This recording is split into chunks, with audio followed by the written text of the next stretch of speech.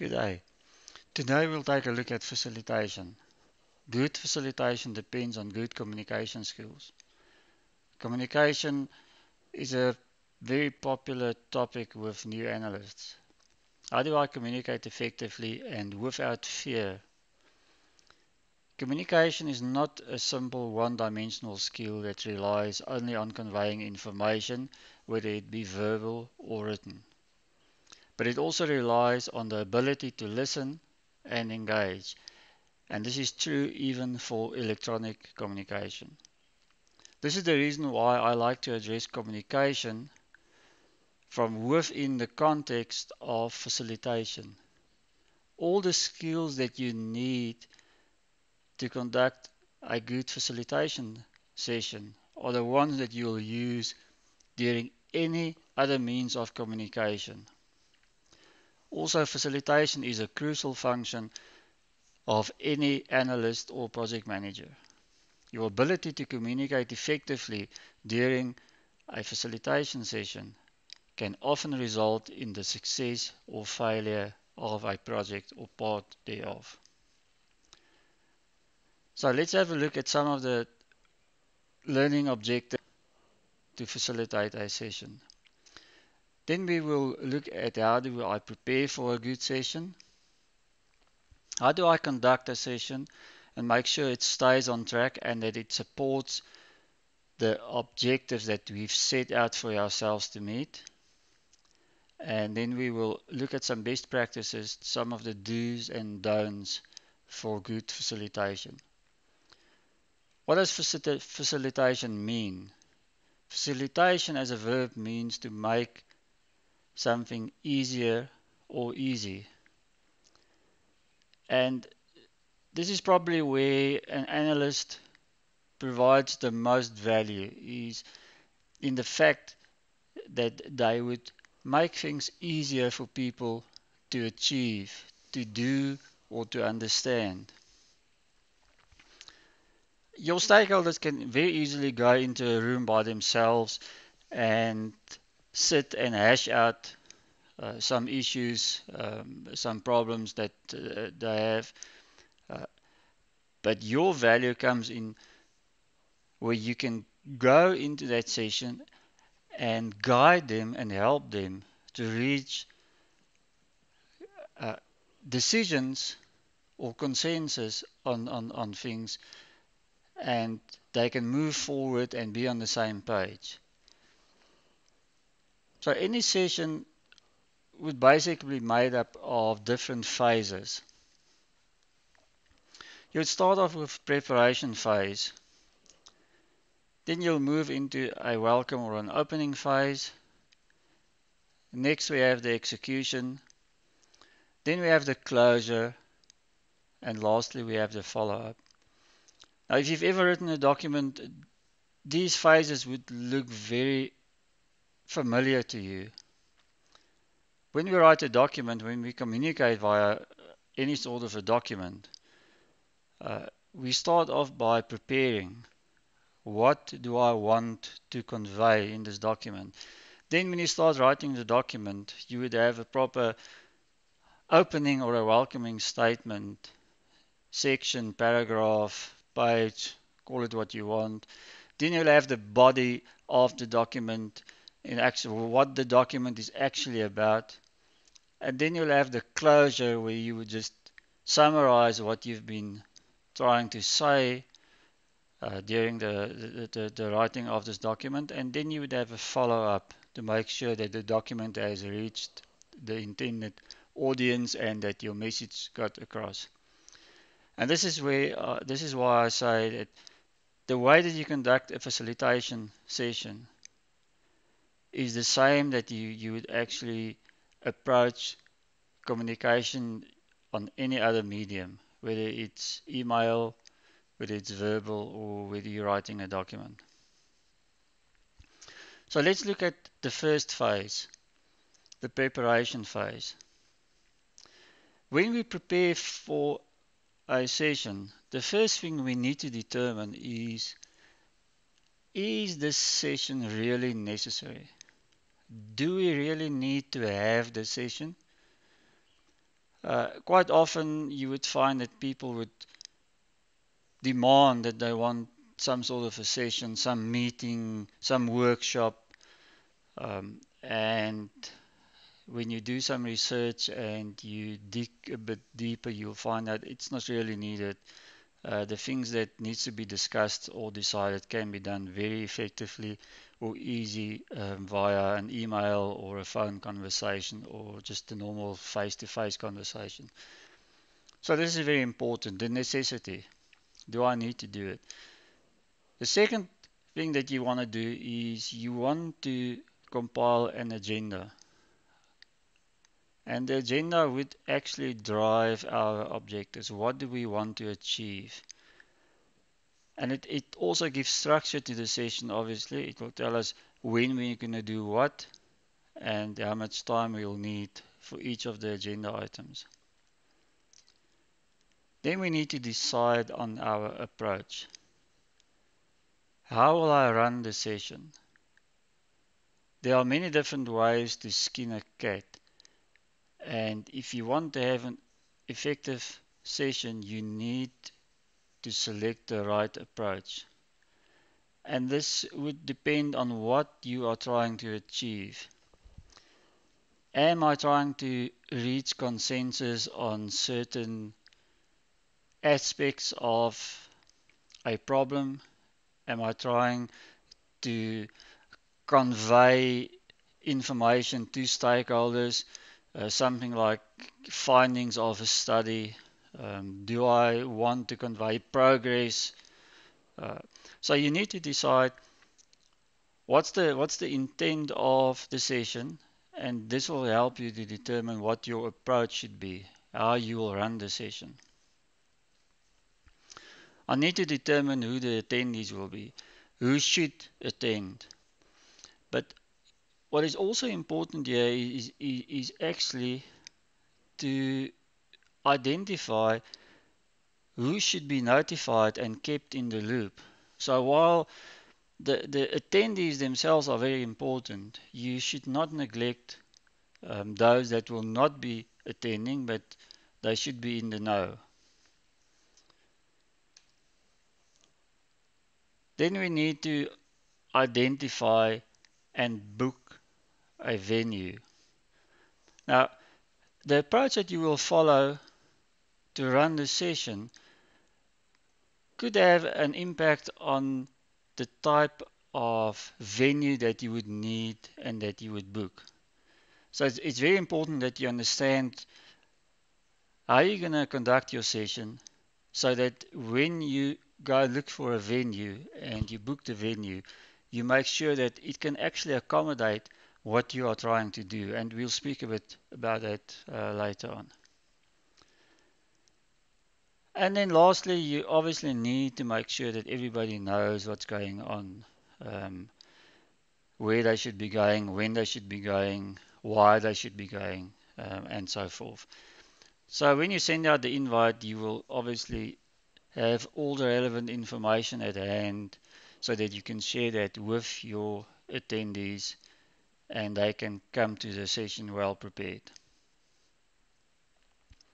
When we look at the second phase, the actual start of the session would be the welcome or the opening phase. Now, the welcome and the opening phase, one of the first things that you want to do, and this probably started out before, it should actually start out before the actual session itself, is to build rapport. You need to establish buy-in. Uh, you want the people who attend the session to be supportive of what you're trying to achieve. This is not always possible because, as we will find out a bit later on, you do get positive, neutral, and negative stakeholders, and you cannot exclude negative or neutral stakeholders and only invite positive ones because that would result in a total disaster. But you need to try and frame the issue that you're trying to address on a high level so that you can establish what we can call a common enemy. There's nothing that binds people together like a common enemy. And if I say a common enemy, I'm not talking about a person or an individual or something like that, but I'm talking about an issue. If you can convince people that we all in this together and we all need to fight this thing together, then you would have much better support for your cause and your session will go much better. Make sure that you make the attendees feel valued. When somebody feels valued and they feel that they have some value to add and they need to be there, um, then you have much better chance of getting their buy-in for whatever you're trying to achieve during your session. Uh, then officially, every meeting, workshop, uh, any session starts with introductions. Uh, this is more relevant when you have a huge stakeholder group and they don't work together on a daily basis. This is sort of skimmed over very quickly if you have a small stakeholder group and everybody knows each other and they've been working together for a while. Then you would basically just say, okay, make sure everybody understands why Paul is there, why Anne is there, and that type of thing. But if you have a bigger stakeholder group, you'll make sure that people know who Paul is and what he does, and who Anne is and what she does. Uh, so then we will move on to the objectives. What do we need to achieve? This is where you would typically step through the agenda and get consensus from everybody that yes, this is what we want to achieve and this is how we hope to achieve it.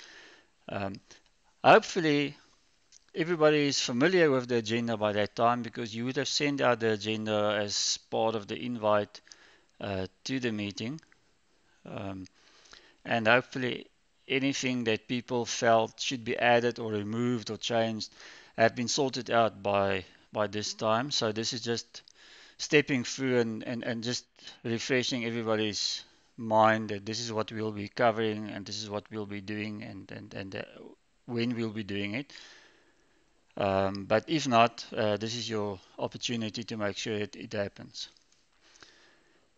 And then very importantly, logistics. This is where you communicate all the practical issues, the use of electronic devices, toilet breaks, tea breaks, lunch breaks, and very importantly, respect for each other. Often, again, when you have a large stakeholder group, this is where you will define upfront how we will communicate, how we will intervene if we have to say something, um, so that we prevent people from shouting over each other, how we'll reach decisions, how we will reach consensus if people don't have the same view of something.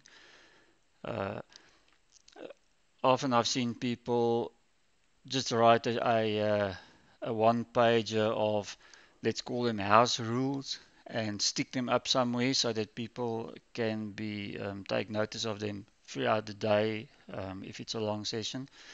But very important, logistics should be sorted out before you start your actual session, which is the next phase, the execution or the body. Some of the aspects here is you need to be in control. You need to be on topic and in time. Now, there are exceptions to this. Very few sessions, especially if it's something complex, uh, stays on topic and on time uh, all of the time. But there are ways and means that you can manage this. Um, so make sure that whatever you do, you keep in mind what the objective of that agenda topic is at that moment in time. If it digresses, it's always good. Never squash a conversation just outright and say, well, that's not the topic, because it might be relevant. It might lead to something very important. So it's always a good idea to have some buffer in your time and give some leeway to see where this is going. If it veers off course significantly, you would use different techniques like putting it on a back burner or putting it on a backlog or a parking lot for discussion later on. Um, and when you do that, you get agreement from everybody on saying, okay, listen, I think if we can agree that this is an important discussion, but it's not relevant to what we're trying to achieve now, let's put it on the parking lot and we'll come back to that a bit later on. Is that okay with everybody? And if you have consensus, then you move on to the next topic. Um, it's important that you reiterate. So, as with any sort of communication, if you're going to communicate in a facilitation session or whether you're going to write a document, you start off by telling them what you're going to tell them. So this is the opening, the welcoming. You're gonna go through the agenda and you're gonna tell them what we're gonna be doing. Then you tell them this is the execution, the body, the main part of your session, of your document. And once you've finished, you tell them what you've told them. So you summarize, you say, okay, this is what we've been talking about, this is what we've decided, and this is how we're going forward. So you tell them what you're going to tell them, you tell them, and then you tell them what you've told them. You reiterate and you make sure that everybody stays on the same page. Uh, Involvement is a very important aspect of any facilitation session. Equal and fair participation.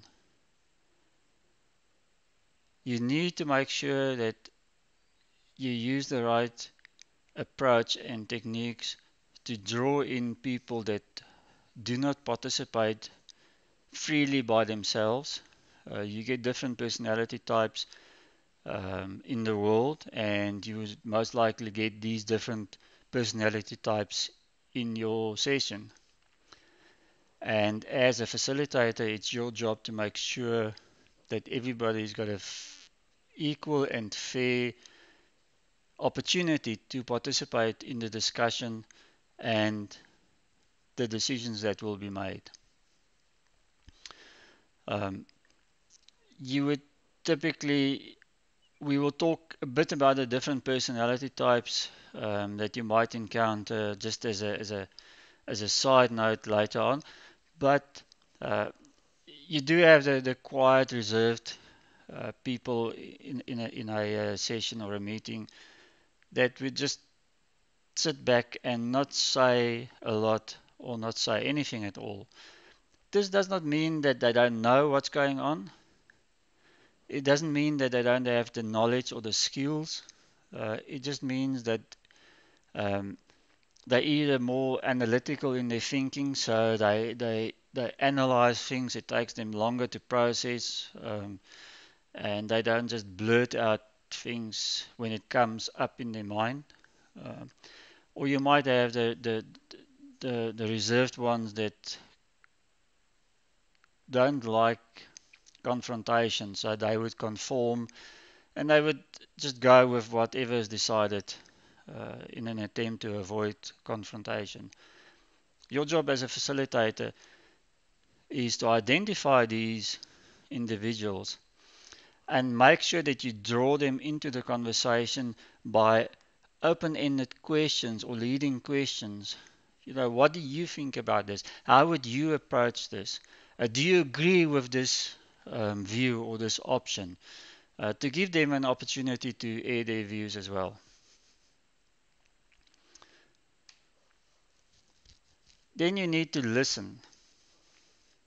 You need to listen not to respond, but to understand. Uh, Somebody during a workshop session made a statement and said that, you know, when somebody is busy explaining their problem to you, then you should start thinking about the solution so that you can give them the solution immediately when they're finished. That is the worst advice I've ever heard in my life, because very few people have the ability to listen to somebody explain a complex problem while he sits and analyzes and formulates a response to that without missing a beat or missing anything that person is saying. So never listen with the intent to respond, but listen with the intent to understand. Your opportunity to respond will come, and you will have multiple opportunities to do that. I can promise you that. The idea now is to understand, not to respond. If you don't listen to understand, you will miss something. And then always give time to reflect. Give time during a conversation, during a debate, for people to think about it and reflect on what has just been said. Um, we tend to just speak and we respond and we question and we respond and we go forward like this as fast as we can possibly go. But sometimes it's good to just stop and say, okay, let's just take 30 seconds, a minute to think about that statement.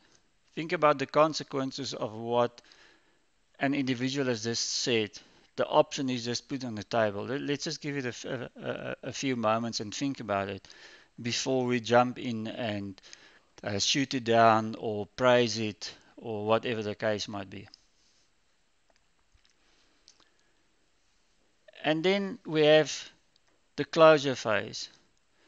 The closure phase is obviously when everything is said and done and we have had our debates and our discussions.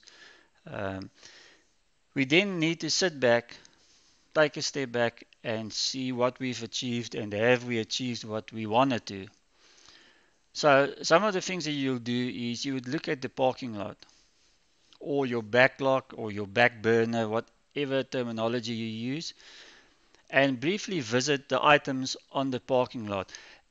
During the execution of your session, you might have put things on the back burner or the parking lot, and as you moved through the agenda, you might have addressed those, and then you would strike them through and say, okay, we've covered this now that we've put onto the parking lot earlier on. But you need to revisit those items briefly and say, okay, everybody happy that we addressed this item?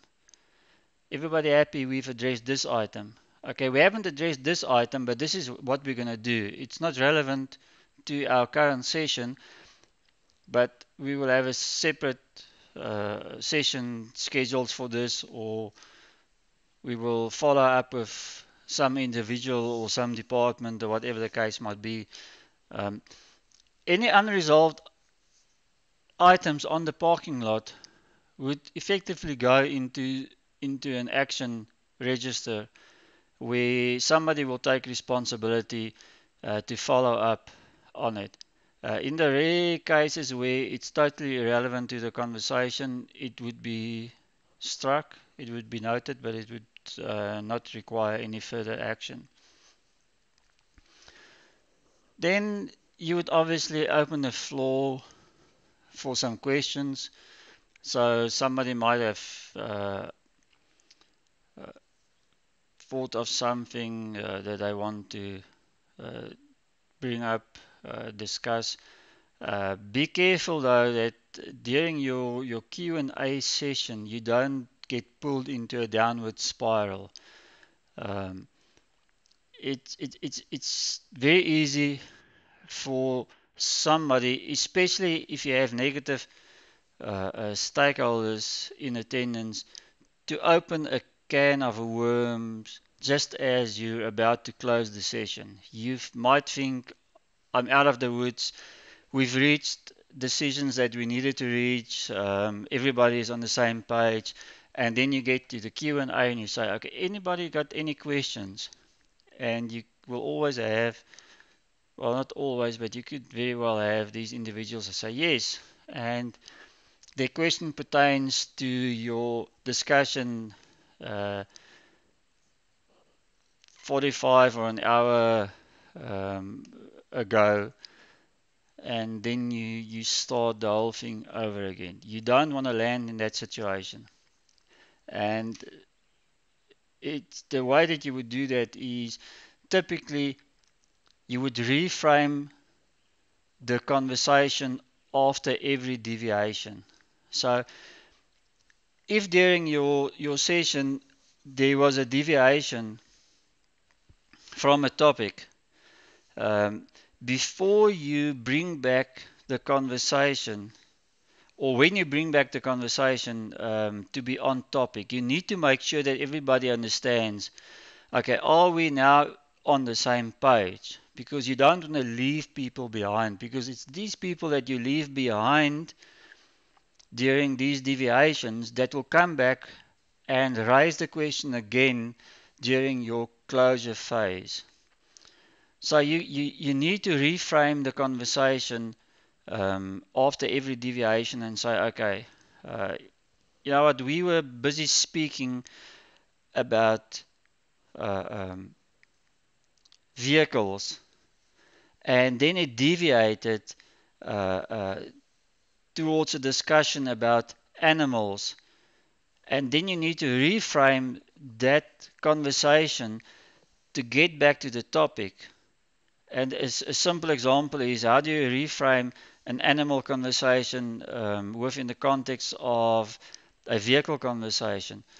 How many elephants can I fit into a Mini? And you back with the cars. So it's very important that you do this because you don't want to leave people out there on a different page. Because when you get to the end and you want to close out, you don't want to go into a downward spiral and go back again and revisit these things that you should have finished with. Then we need to summarize. What did we achieve? What was the outcomes? What was the decisions that were made? The action items, the next steps. How will we proceed from this point on? Send out the minutes, send out the action items, things like that, so people know what to expect. They didn't just sit there, listen to some people complain, uh, and then, okay, what happens next? So we need to summarize this so that everybody understands what will be coming their way within the next few days or maybe the next week.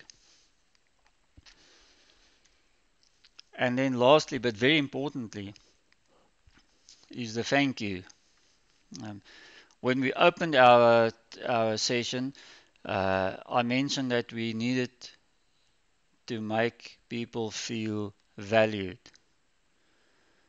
Uh, it's just as important that they feel valued once we've completed what we needed to do as when we started out. So if people feel that they sat in your meeting for 2 hours, that they actually contributed something of value, um, you would have you might have converted a neutral or a negative stakeholder into a positive one. So make sure that they leave and walk away feeling valued. They did something um, of value during the session. And then lastly, you have your follow-up. Uh, as I mentioned, when we closed out, we said we did a summary and we said what we're going to be doing. And this is us doing it. Uh, we provide feedback to all participants and affected stakeholders. Remember, we identify the attendees when we send out the invites, but I said we shouldn't neglect those that we do not invite to the actual session, but they still need to be in the loop. Um, and these are the ones that you would provide feedback to as well. They might not have been present, but they need to understand what happened, why it happened, when it's happening, and so forth. Then we need to make sure that we have some accountability. Who's accountable, who must do what, and when it must happen. This typically you would do via an action register. It could be part of the minutes. The structure of these documents would depend um, on your organization and your governance. But typically somewhere you would have an action register to say, these individuals were identified to be responsible for these items, and there will also be a timeline as to when these should be completed so everybody knows what to expect, and especially those that are accountable should know. Then we need to make sure that we provide the support that is needed. Is everything that is required to do something available? So if I've made you responsible and hold you accountable to do something on the action register, um, is everything available for you to actually achieve that? You, as the facilitator, might and probably would not be the person that would actually provide that or make it available, but you should make sure that it happens. You should make sure that the person that is supposed to follow through on an action isn't sitting on their hands and waiting for something to come their way. And then when D-Day arrives, they say to you, well, I wanted to do this, but I didn't have that. Uh, you, as a facilitator, should make sure that they know where to go and get it, or they should know that they need to find out where to go and get it. But don't just sit back and assume that everybody will do what they need to do when asked to do something. And then obviously, as I've alluded to in that last point, is you need to manage the process to completion. Um, and this is not, you're not performing the function of a line manager, you're just performing the function of a task manager.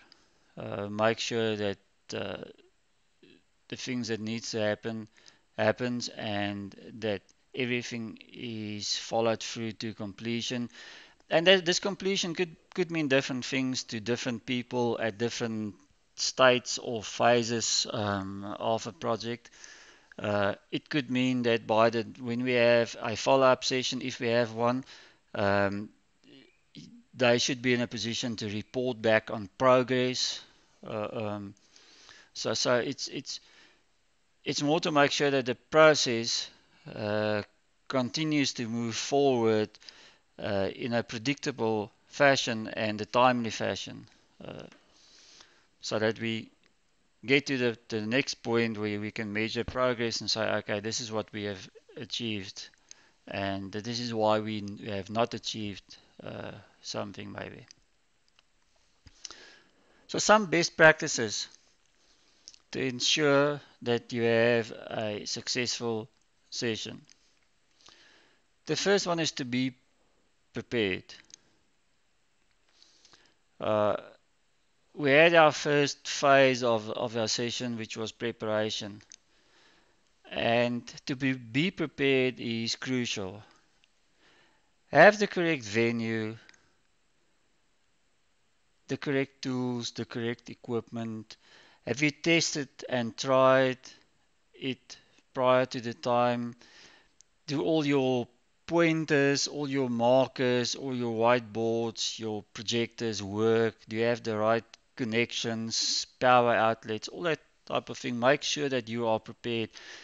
There's nothing so annoying than to invite important, busy people to a session and they spend their first 15 minutes watching you scrambling around, trying to find power for something, trying to see why you cannot show your PowerPoint presentation that you've been working on and it's worked ever since you've actually finished it, but now it won't work and stuff like that. Be prepared. Communicate well in advance. The invites, the supporting collateral, any special needs, anything special people need to be aware of, they need to bring, they need to do, they need to expect. Make sure you communicate well in advance.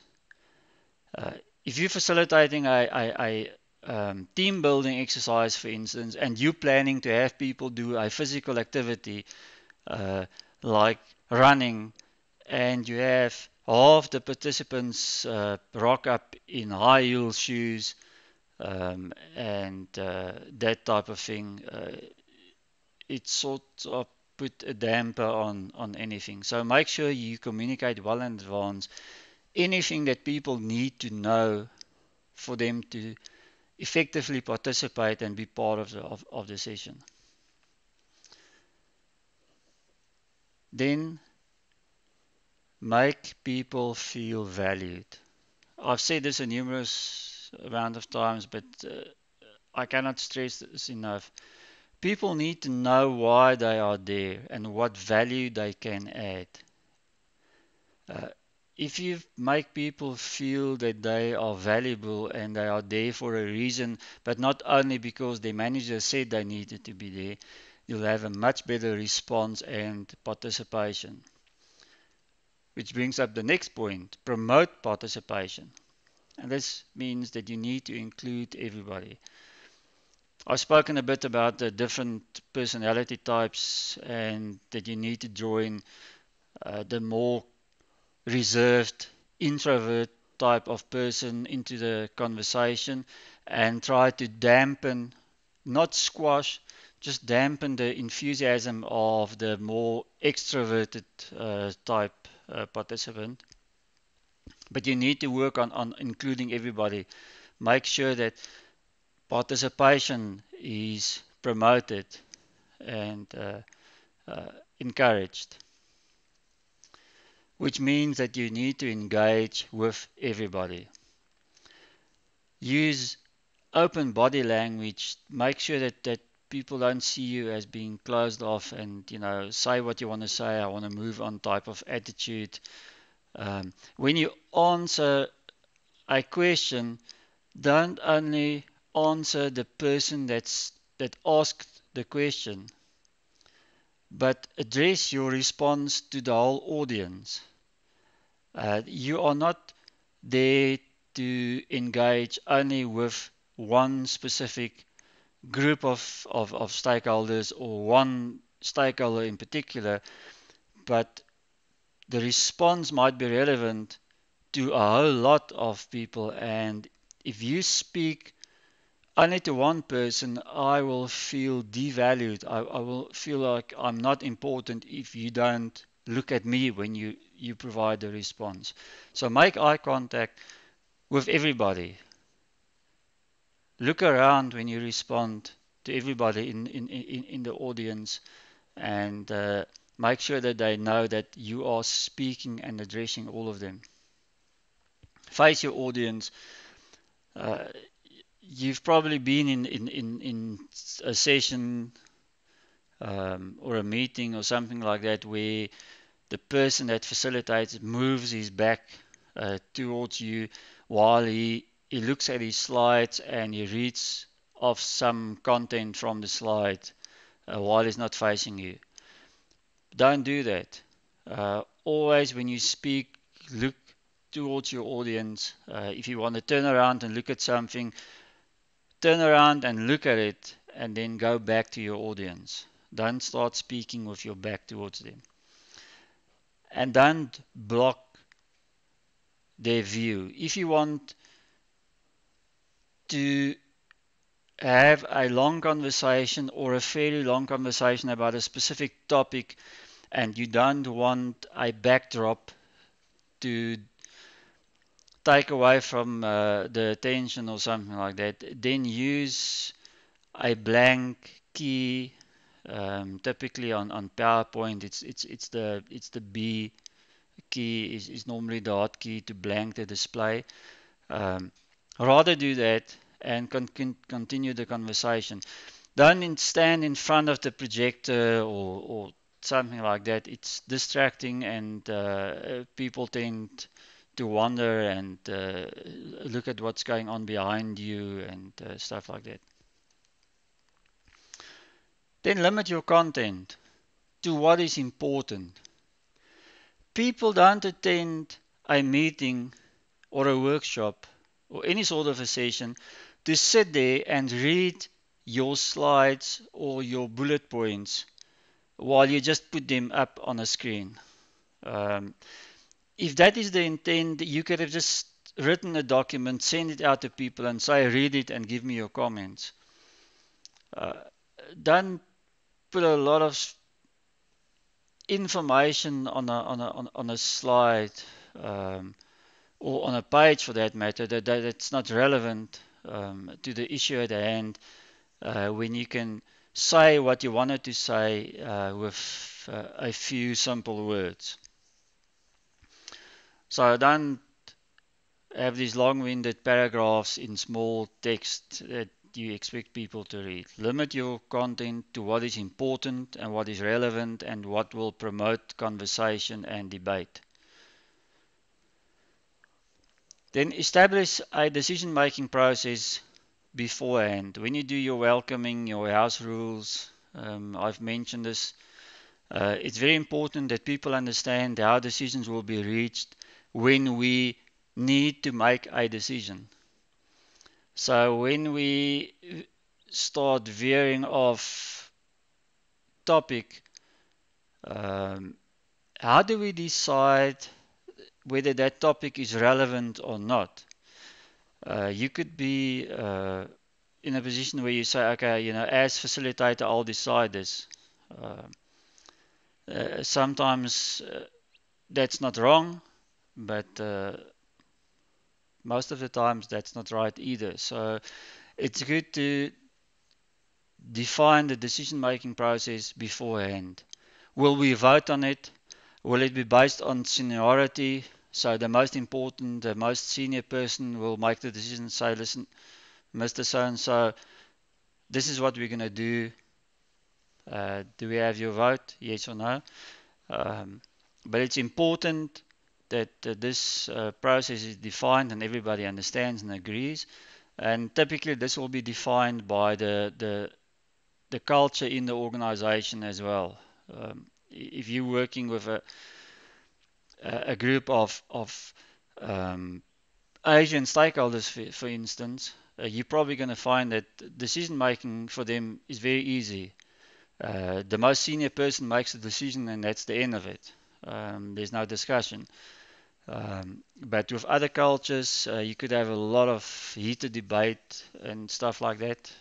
So it's important to understand how we resolve it so we can move forward.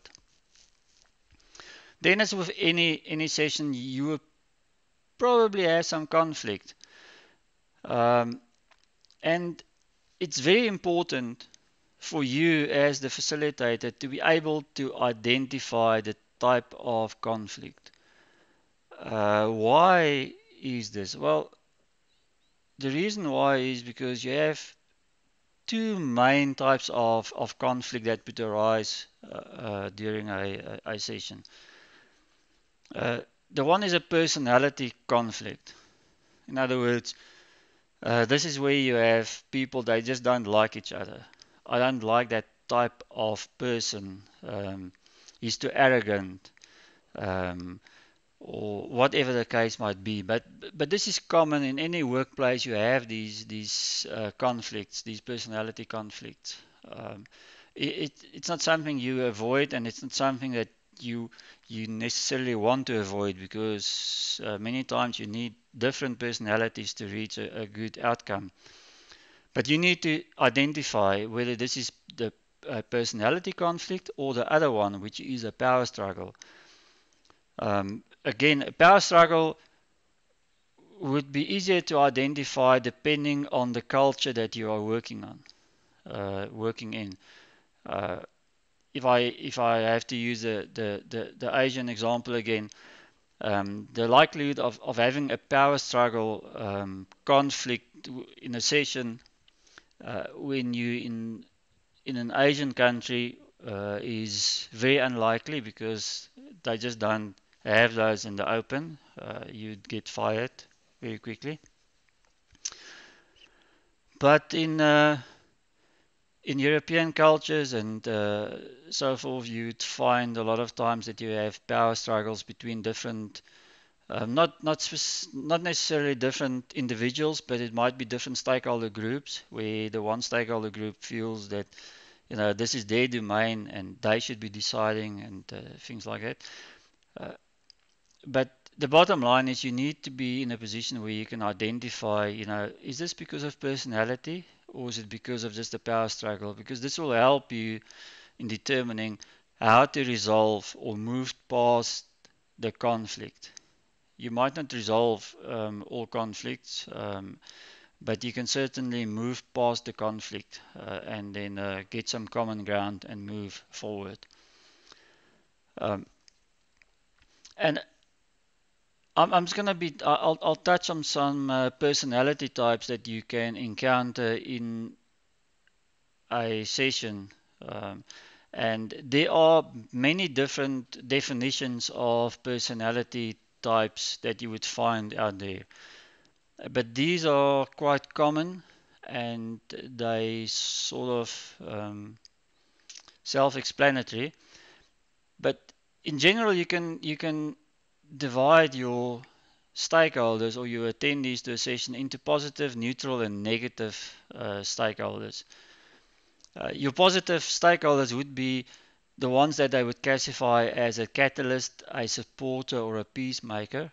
Your catalyst is the guy, the department, the person that would be, have your back. They would actually um,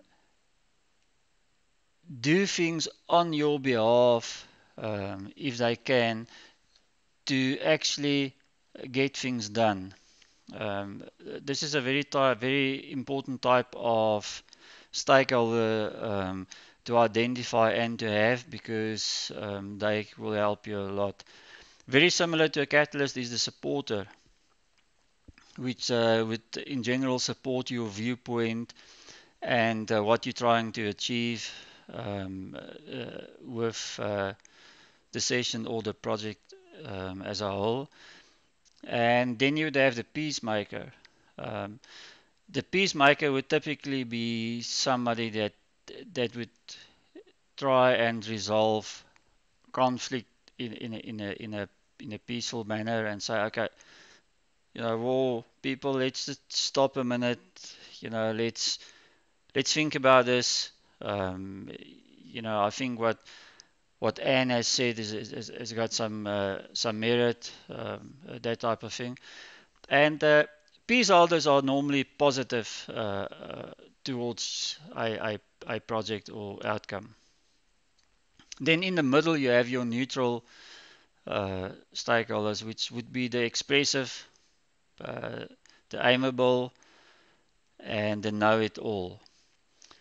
Now the expressive uh, is the type of stakeholder that jumps up with a lot of ideas throughout a discussion. They like the Energizer bunny that they quick with ideas and they are good to have. They're not necessarily positive or negative, but it's good to have them because they promote a lot of discussion and debate and they put a lot of options on the table. But be careful because um, they could lean towards the dominant, which uh, sometimes can be considered negative. Um, dominant in the sense that, if they're allowed too much leeway, they can just keep on talking all the time and not give others like the amiable um, an opportunity to express their views and talk. Because um, the amiable is they would agree with basically anything to avoid conflict. And they only speak when they're spoken to. So this is where you need to identify them and draw them out and say, okay, so what do you think about what Expressive have just said? Expressive have just put these options on the table or these viewpoints. What do you think about them? Otherwise, they will not talk by themselves. And they will walk out, and around the water cooler they might express some views, but then it's too late. And then you have the know-it-all. You find them everywhere. Um, they very close to the expressive. They will give their view frequently and often. Uh, and but what triggers them is when somebody says something that I think is not right, they will immediately let you know that that might not be correct. But they normally they're fairly neutral as well. They're not positive or negative in general. But on the negative side, you get the dominant, whereas the expressive just puts information on the table, and it's not about trying to shoot down anything or promoting anything. It's just that is the way they operate. They have all these ideas, and some might be good, some might not be good. But the dominant um, comes from the perspective that I'm right, and this is the only right solution. And they will try to dominate the conversation with that idea, with that option or that solution. Um, and this is where you would find that the amiable would sort of, well, yeah, okay, that's fine, I'll go with that. And it might not be the correct solution at all. And the dominant will, as the name alludes to, can dominate a complete session or conversation if you're not careful. The interrupter would be somebody that interrupts the whole time, and they're very close to the pessimist, um, because the pessimist will also uh, have the idea of, no, that's not going to work. No, that will never work. No, no, I don't agree with that. No, you are totally crazy. Without actually putting something better on the table. We need to be careful of labeling people that are realistic as being pessimists. Um, there's a difference between somebody that has seen the bad end of an attempt to do something and somebody that just says no, it won't work. A realist might say, no, that will not work. But they will also then say why it won't work and what might be a better idea. So it's sort of like um, they would come to the table not only with the problem but also with a possible solution, whereas the pessimist only comes to the table with the problem and say, no, sorry, no, I don't agree. No, I don't agree. Yeah, well, I don't agree. That's a pessimist, and a pessimist might be an interrupter as well, where they would interrupt every conversation, break the rhythm, just to let you know that they don't agree. There's a lot of different ways and techniques that you can use to manage these different personality types, uh, and you need a lot of skill to actually manage some of them, especially if you have a few dominant type personalities in a small group. You need to be a strong facilitator to actually manage them and make sure that they don't uh, trample over everybody else and dominate the whole conversation. But most of these skills you will learn over time. The most important thing to start out with is for you to be aware and understand which personality types you have in your session so that you can be aware of what's happening. Because something like a dominant or an interrupter can very easily, and even an expressive can very easily um, take over your session. And by the time you realize it's happening, you've lost 50% of the time that you've allocated to a topic or a subject. So you need to identify your personality types early on and keep an eye on it so that you can encourage equal and fair participation. And you would never shoot down an expressive or a dominant or an interrupter by just, telling them to shut up and sit down. That's the worst thing you can do. Um, Typically, you would acknowledge what they say and then try and reframe that in a way that would pull in others as well and say, okay, well, so supporter, what do you think of what dominant just said? Or amiable, what do you think of what interrupter just said? To give somebody else an opportunity to speak. And important, remember when we spoke about the house rules and respect for each other. Um, Worst case, if it comes to it, you can always point out rule number 5 on your house rules that says when somebody else speaks, wait your turn. Um, this is where you as a facilitator becomes very important as well because you need to keep track of who wants to speak next, who wants to say something so that people don't feel left out. There's nothing more annoying. I'm sure everybody's been like in this situation somewhere in their life, even if it was just at school where you would sit at the back and trying to intervene and put in your 2 cents in a conversation, and you would have your hand up and you would go, sorry miss, sorry sir, and that you would just be ignored.